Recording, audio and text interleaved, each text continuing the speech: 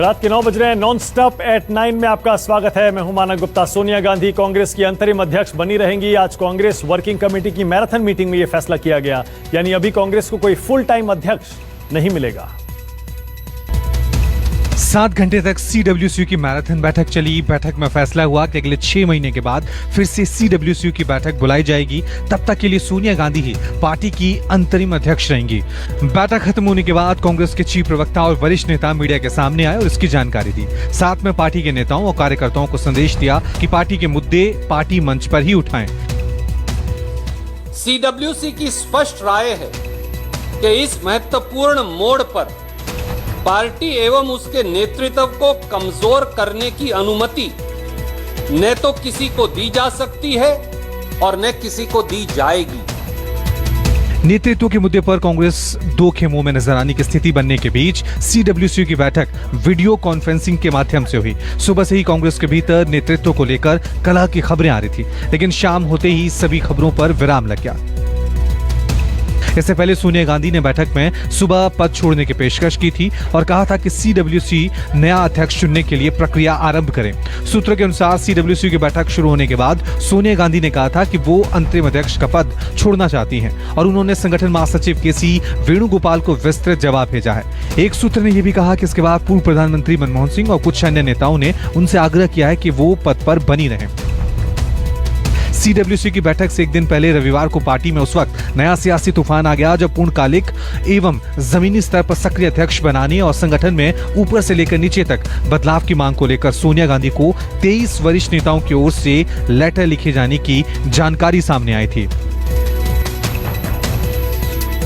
भारत चीन तनाव पर आज सबसे बड़ी खबर सामने आई। भारत ने चीन को अंतिम चेतावनी दे दी है। सीडीएस जनरल बिपिन रावत ने चीन को कड़ा संदेश देते हुए कहा, शांति से मान जाओ नहीं तो भारत सैन्य कार्रवाई करेगा। चीन के साथ पिछले कई महीनों से चला रहा सीमा विवाद नहीं सुलझा तो भारत सैन्य कार्रवाई करने से पीछे नहीं हटेगा। ये बयान है chief of defence staff general Bipin Rawat का। जनरल बिपिन रावत ने एक इंटरव्यू में कहा कि अगर चीन से बात नहीं बनी तो सैन्य विकल्प है। चीन से कूटनीतिक स्तर पर बातचीत चल रही है। दोनों देशों की सेनाएं भी शांतिपूर्ण तरीके से मसले को हल करने में जुटी हैं। अगर बातचीत नाकाम हुई तो सैन्य विकल्प तैयार है। दरअसल लद्दाख में एलएसी पर चीन अपनी हरकतों से बाज नहीं आ रहा है। चीन अभी भी पैंगोंग से पीछे नहीं हटा है। चीन की सेना फिंगर 5 से पीछे नहीं हट रही है। शनिवार को रक्षा मंत्री राजनाथ सिंह, राष्ट्रीय सुरक्षा सलाहकार अजीत डोवल की तीनों सेनाध्यक्षों के साथ उच्च स्तरीय बैठक हुई थी। बैठक में सीडीएस बिपिन रावत भी मौजूद थे। उस बड़ी बैठक के बाद सीडीएस बिपिन रावत का ये बहुत बड़ा बयान सामने आया है। जो हमारी सेनाएं हैं उनका काम है सर्वे करना, रिकॉनेसेंस करना और यकीन करना कि किसी प्रकार की कोई घुसपैठ नहीं होती, और अगर कोई घुसपैठ होती है तो उसको हर हालत में पीसफुली रिजॉल्व किया जाए। लेकिन अगर वो पीसफुली उसका हल नहीं निकलता तो military action always can be taken. Bharat चीन सीमा विवाद सुलझाने के लिए भारत चीन के बीच पिछले 3 महीनों में कई बार कूटनीतिक और सैन्य वार्ताएं हो चुकी हैं, पर अभी तक कोई हल नहीं निकला है। चीन पिछले 3-4 मीटिंग में अड़ियल रवैया अपनाए हुए है। एलएसी में हैवी मशीनरी, तोप और बड़ी संख्या में सैनिक तैनात कर दिए गए हैं। ऐसे में भारत ने भी कड़ा रुख अपना लिया है कि पीछे हटो नहीं तो खैर नहीं। कभी जो लोग ज्योतिरादित्य सिंधिया के लिए झंडा उठाते थे, आज उन्हीं कार्यकर्ताओं ने सिंधिया के खिलाफ जमकर नारेबाजी की। ग्वालियर में सिंधिया के खिलाफ गद्दार गद्दार के नारे लगे।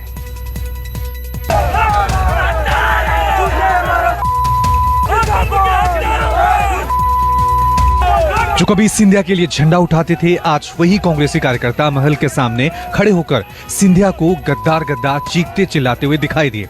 बीजेपी में शामिल होने के बाद पहली बार सिंधिया ग्वालियर पहुंचे थे, जहां उनके विरोध में जन सैलाब उमड़ पड़ा। ग्वालियर में सिंधिया का विरोध देखकर भाजपा के रणनीतिकारों के माथे पर चिंता की लकीरें उभर आई हैं। यही वजह रही कि सिंधिया को गद्दार कहे जाने पर शिवराज सिंह ने कांग्रेस को आड़े हाथों लिया। ऐसी पार्टी जो सच सुन नहीं सकती, सच बोलने वालों को गद्दार कहती है, तलवा चाटने वालों को वफादार कहती है, उस पार्टी को कोई नहीं बचा सकता। पूर्व सीएम कमलनाथ ने इसका जवाब दिया। शिवराज जी, अपने ईमान का सौदा करना, जनादेश को धोखा देना, पीठ में छुरा घोंपना, जनता व लाखों कांग्रेस कार्यकर्ताओं के विश्वास को तोड़ना, वो भी सिर्फ सत्ता के चाह के लिए, पद प्राप्ति के लिए, चंद स्वार्थ पूर्ति के लिए, वो भी उस पार्टी के साथ जिसने मान सम्मान पद सब कुछ दिया। बताएं क्या कहलाता है दल छोड़ना और जनता के विश्वास का सौदा करने में बहुत अंतर है। जिन सम्मानीय लोगों का आप जिक्र कर रहे हैं, उन्होंने कभी अपने मूल्यों, सिद्धांतों और आदर्शों का सौदा नहीं किया। इनमें से कितनों ने भाजपा में प्रवेश लिया।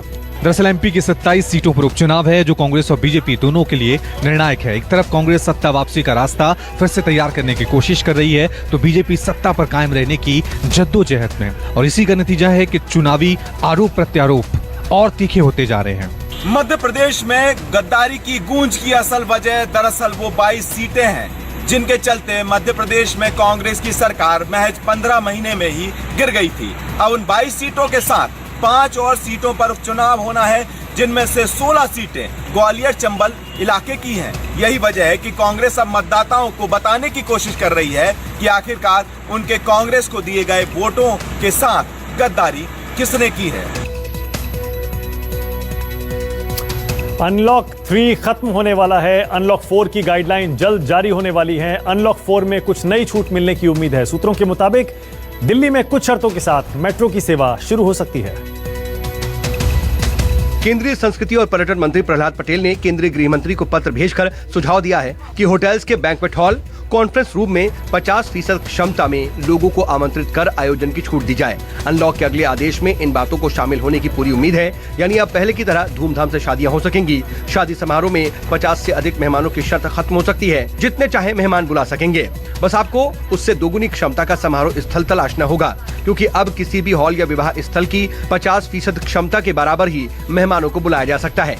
सूत्रों के मुताबिक दिल्ली में अनलॉक 4 में मेट्रो भी शुरू हो सकती है। इसी तरह अब 5 महीने से बंद पड़े सामाजिक, सांस्कृतिक, राजनीतिक आयोजन भी शुरू हो सकेंगे। किसी भी सभागार में 50% सीटों पर श्रोताओं को बुलाकर संगीत, नृत्य, नाटक, सभा, विमोचन जैसे आयोजन किए जा सकेंगे। यानी बिहार चुनाव के दौरान चुनावी सभा की तैयारी भी शुरू हो गई। इंडस्ट्री में विश्वास करता हूँ कि होटल खुलेंगे, बैंकेट हॉल खुलेंगे, तो हम अभी तो सर्वाइवल के लिए लड़ाई लड़ेंगे, लेकिन रिवाइवल भी बहुत तेजी के साथ होगा, ऐसा मैं विश्वास करता हूँ। सांस्कृतिक और पर्यटन मंत्रालय का सुझाव अगर मान लिया जाए तो आने वाले वक्त पे न सिर्फ शादी ब्याह की रौनक लौटेंगी, बल्कि चुनावी रैलियों का दौर भी शुरू हो जाएगा। और बिहार की चुनाव में जो अब तक उसकी तैयारी को लेकर वर्चुअल रैली थी, अब सोशल डिस्टेंसिंग के साथ वो राजनीतिक पार्टियों की रैली भी जल्द ही देखने मिलेगी। वहीं स्कूल खोलने पर फैसला अभिभावकों के आश्वस्त होने पर और स्थिति सामान्य होने के बाद ही होगा, यानी इसलिए अनलॉक की अगली गाइडलाइन में स्कूलों को लेकर फैसला आने की संभावना बेहद कम है। केंद्र सरकार के सूत्रों ने बताया कि अनलॉक की अगली गाइडलाइंस में सिनेमा घर खोलने को लेकर के भी नियम आ सकते हैं। मॉल खोले जाने की अनुमति के बाद से सिनेमा घर और मल्टीप्लेक्स मालिक भी 1/3 से 50% क्षमता से पिक्चर हॉल खोलने की मांग कर रहे हैं। बढ़ते कोरोना मरीजों को देखते हुए पंजाब अपने साथ लगने वाले राज्यों के बॉर्डर को एक बार फिर सील कर सकता है, क्योंकि पंजाब में कोरोना के मामले अभी भी बढ़ते जा रहे हैं।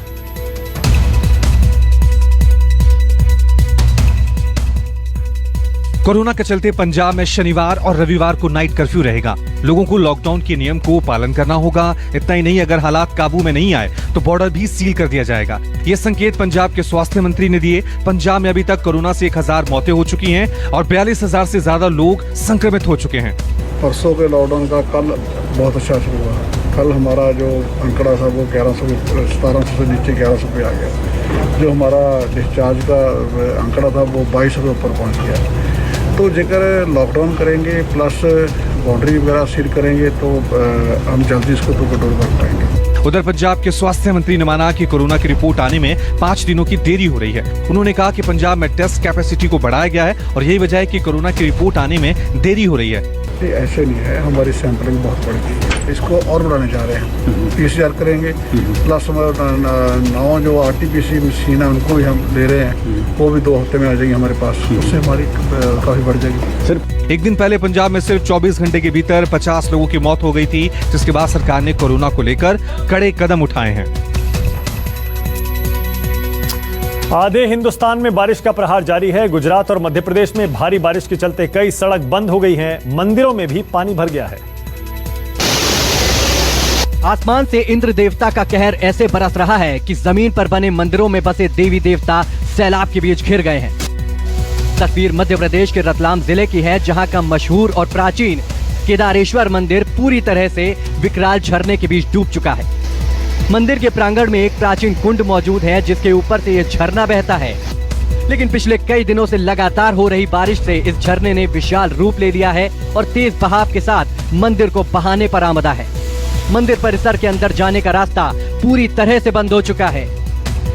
बारिश की वजह से मंदसौर के पशुपतिनाथ मंदिर का भी हाल कुछ ऐसा ही है, जहां शिवना नदी से पशुपतिनाथ का जल अभिषेक हो रहा है। यहाँ के मशहूर चौमुखी पशुपतिनाथ जी पूरी तरह से जलमग्न हो चुके हैं। गुजरात के द्वारकाधीश मंदिर की सीढ़ियों से पानी का प्रचंड वेग बह रहा है। चारों ओर पानी अपना विकराल रूप दिखा रहा है। मंदिर तो पानी से बचा हुआ है, पर आसपास का पूरा इलाका डूबा हुआ है। सीढ़ियों पर लगातार तेज बहाव है और आसपास के लोग डूबके हुए हैं। गुजरात के भुज में भी भारी बारिश का कहर जारी है। यहाँ की सड़कें तालाब में तब्दील हो चुकी है, नदी नाले उफान पर हैं। लेकिन यहाँ भी पानी के बीच ये युवक मस्ती कर रहा है और अपनी जान जोखिम में डाल रहा है। जामनगर में आसमानी आफत के आगे इंसान तो मजबूर है ही, भगवान भी पानी से घिरे हुए हैं। ये जामनगर का प्रसिद्ध खोडियार माता जी का मंदिर है। मंदिर पानी में डूब चुका है, सिर्फ मंदिर की शिखर का हिस्सा ही दूर से दिखाई दे रहा है। गुजरात के सौराष्ट्र के कई जिलों में भारी बारिश ने लोगों की दिक्कतें बढ़ा दी हैं। आसपास के गांव डूबे हुए हैं। छोटे बड़े डैम में पानी का भारी उफान है। राजकोट के गोंडल के पास नदी में 5 लोग बह गए, जिसमें 3 लोगों को बचा लिया गया और 2 लोग अभी भी लापता हैं। सुप्रीम कोर्ट की अवमानना के दोषी करार दिए गए वरिष्ठ वकील प्रशांत भूषण ने माफी मांगने से इनकार कर दिया है। ऐसे में प्रशांत भूषण को सजा मिलना तय है। प्रशांत भूषण ने पूर्व जस्टिस के खिलाफ विवादित टिप्पणी की थी। जज के बारे में विवादित ट्वीट को लेकर प्रशांत भूषण अड़ गए हैं। प्रशांत भूषण ने आज एक बार फिर माफी मांगने से इनकार कर दिया। भूषण ने आज सुप्रीम कोर्ट में अपना दूसरा जवाब दाखिल किया और कहा कि संस्था की भलाई के लिए ये ट्वीट किए गए थे और इसके लिए माफी मांगना सही नहीं समझते। जजों के बारे में 2 विवादित ट्वीट करने वाले प्रशांत भूषण को कोर्ट ने बिना शर्त माफी मांगने के लिए 24 अगस्त तक का समय दिया था, लेकिन उन्होंने लिखित जवाब दाखिल कर कहा, मेरे बयान सद्भावनापूर्ण थे और अगर माफी मांगूंगा तो यह अंतरात्मा और उस संस्थान की अवमानना होगी जिसमें वो सबसे ज्यादा विश्वास रखते हैं। मैंने सुप्रीम कोर्ट या किसी न्यायाधीश को निशाना बनाने के लिए टिप्पणी नहीं की थी, वह मेरी सकारात्मक आलोचना थी। 27 जून को किए एक ट्वीट में प्रशांत भूषण ने 4 पूर्व चीफ जस्टिस को लोकतंत्र के हत्या में हिस्सेदार बताया था। सुप्रीम कोर्ट प्रशांत भूषण की सजा पर आदेश सुरक्षित रख चुका है। माफी मांगने की मोहलत दी गई थी, पर अब माफी नहीं मांगने की स्थिति में प्रशांत भूषण को सजा मिलना तय है और मानना के मामलों में अधिकतम 6 महीने तक की सजा हो सकती है। कोर्ट अगर भूषण को जेल भेजने जैसी कड़ी सजा न देना चाहे तो उन पर मामूली आर्थिक दंड लगाने या उन्हें कुछ समय तक सुप्रीम कोर्ट में प्रैक्टिस करने से रोकने जैसी सांकेतिक सजा भी दे सकता है। चीन को सबक सिखाने के लिए भारत सरकार एक और कदम उठाने जा रही है। अब चीनी छात्रों को भारत में पढ़ने के लिए आसानी से वीजा नहीं मिलेगा। दरअसल बीते कुछ सालों में भारत के 54 विश्वविद्यालयों और संस्थानों के साथ चीन का स्टूडेंट एक्सचेंज प्रोग्राम करार हुआ है, जिसमें बनारस हिंदू विश्वविद्यालय, जवाहरलाल नेहरू विश्वविद्यालय और IIT जैसे प्रमुख संस्थान शामिल हैं। लेकिन अब केंद्र सरकार चीनी छात्रों के एजुकेशन वीजा पर नकेल कसने की तैयारी कर रही है। यानी अब पाकिस्तानी छात्रों का भारत में पढ़ना जितना मुश्किल होता था, चीनी छात्रों का भी उतना ही मुश्किल होने वाला है। महत्वपूर्ण कदम चीन के सिलसिले में बॉर्डर पर और इंटरनेशनल फोरा पर है कि उसको आइसोलेट किया जाए, लेकिन फिर भी ये जरूरी था और ऐसे कोई फीडबैक है गवर्नमेंट के पास तो उसने सही किया। दरअसल साल 1987 से चीनी सरकार चीन के छात्रों को अपने देश की सॉफ्ट पावर बढ़ाने के लिए विदेशी विश्वविद्यालयों में भेजने के लिए कार्यक्रम चला रही है। इसे चीनी भाषा में हैंडबैंक कहा जाता है, जिसमें चीन की भाषा के विस्तार और उसकी संस्कृति के फैलाव के लिए अलग अलग देशों के विश्वविद्यालयों के साथ करार होते हैं। लेकिन धीरे धीरे चीन की साम्यवादी विचारधारा और चीन सरकार का दखल उस देश के शिक्षा तंत्र में बढ़ता ही चला जाता है। इसी वजह से 2018 में ऑस्ट्रेलिया ने अपने एजुकेशन वीजा नियमों को कड़ा किया था, क्योंकि ऑस्ट्रेलिया के विश्वविद्यालय में बड़ी संख्या में चीन के छात्र पढ़ते हैं, जो धीरे धीरे ऑस्ट्रेलिया की छात्र राजनीति में दखल देना शुरू कर चुके हैं और विश्वविद्यालय में आंदोलन तक होने लगे हैं। भारत नहीं चाहता कि ऐसी कोई हालत हमारे देश में बने। सिक्योरिटी क्लियरेंस इन सभी एकेडमिक्स स्टूडेंट्स और अन्य बिजनेसमैन इत्यादि लोगों को लेना होगा जो कि चाइना से भारत की यात्रा करेंगे, ताकि इनके ऊपर एक विशेष वॉच रखी जा सके। सूत्रों की माने तो भारत की सुरक्षा एजेंसियों ने केंद्र सरकार को चीनी छात्रों के द्वारा भारतीय राजनीतिक दलों, छात्र राजनीति, वैचारिक थिंक टैंक और पॉलिसी मेकिंग में हस्तक्षेप करने की बात कही थी। किसी भी राष्ट्र की सांस्कृतिक जड़ें उसकी शिक्षा व्यवस्था के ऊपर निर्भर करती हैं और राष्ट्र का भविष्य उसके छात्रों के ऊपर। ऐसे में भारत सरकार द्वारा चीनी छात्रों के ऊपर लगाम लगाने के साथ आप ये समझ सकते हैं कि कहीं ना कहीं देश के भविष्य को सुरक्षित रखने की तरफ एक महत्वपूर्ण कदम भारत सरकार ने उठाया है।